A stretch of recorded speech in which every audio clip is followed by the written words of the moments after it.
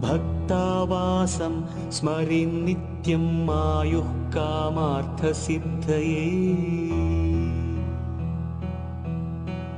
प्रणम्य शिरसा देवं गौरीपुत्रं विनायकम्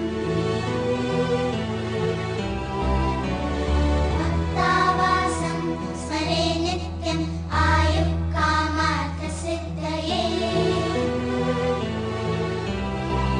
प्रथमं वक्रतुण्डं च एकदन्तं द्वितीयकं तृतीयं कृष्णपिङ्गाक्षं गजवक्त्रं चतुर्थकं लम्बोदरं पञ्चमं च षष्ठं विकटमेव च।